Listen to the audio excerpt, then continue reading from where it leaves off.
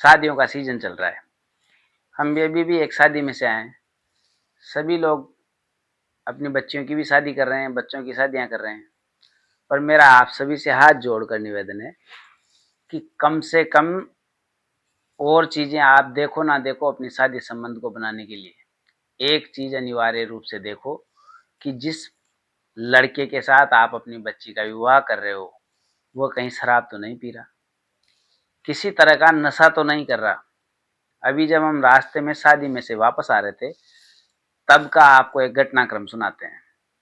उस घटनाक्रम को देखने के बाद और सुनने के बाद वो जो बालिका थी जिसने जो पीड़ा वो अपनी बता रही थी वो इतनी खतरनाक थी कि उसको सुनकर ऐसा लगा कि ये बात हर आदमी के पास इस शादी के सीजन में पहुंचनी चाहिए।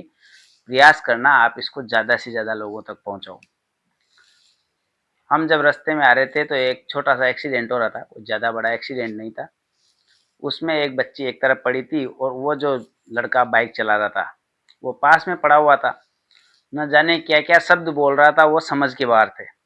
हमने जब उस लड़की से कहा, उनको उठाया बिठाया एक तरफ, पूछा भाई क्या चक्कर पड़ रहा है, तो उसके मुंह से हर बार एक ही शब्द निकलता था कि मर गए और मार गए। भाई क्या हो गया?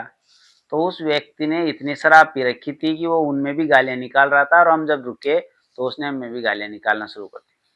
हमने उसको बहुत समझाने की कोशिश की, भैया किसी भी तरह अपने गंतव्य पे पहुंचो, 108 को फ़ोन कर दें, पुलिस को बुला लें, हमारे साथ चल चलो। तो वो शराब के नशे में इतना धुत था जिसकी कोई सीमा नहीं। तो लड़की बार बार एक ही शब्द कहती थी कि मेरे घर वाले मुझे मर गए और मार गए। इस ऐसे व्यक्ति से शादी कर गए जो जिंदगी भर में इसको रोती रहूंगी। तो मेरा आप सबसे निवेदन है कि आपके पास कन्या रूप में पारस है, इस पारस को आप किसी नाले में मत फेंको। अपनी बच्ची को जब भी दो, जितने भी पिता अपनी बच्ची के लिए चीजें देखता है बहुत अच्छी बात है। हर पिता अपनी बच्ची के लिए सभी चीजें देखता है, वो आर्थिक रूप से मजबूत हो, सामाजिक रूप से मजबूत हो, सरकारी नौकरी करता हो, पैसे वाला हो। अगर वह सही व्यक्ति है, किसी तरह का नशा नहीं करता, तो वो पैसे बना लेगा, मकान बना लेगा, कुछ भी बना लेगा। पर एक चीज आप सबसे निवेदन है कि ऐसी ढूंढो कि वह किसी तरह का नशा नहीं करता हो। जानबूझकर अपनी बच्ची का जीवन मत बिगाड़ो, चाहे वो कितना ही बड़ा पैसे वाला हो, उसके पास कितनी ही जमीन जायदाद हो, वो कितनी भी बड़ी नौकरी करता हो। पर ये पहली प्राथमिकता में रखो कि किसी भी परिस्थिति में चाहे कुछ भी हो जाए, पर बच्ची को किसी नशेड़ी व्यक्ति को, किसी शराबी व्यक्ति को किसी भी परिस्थिति में शादी नहीं करेंगे।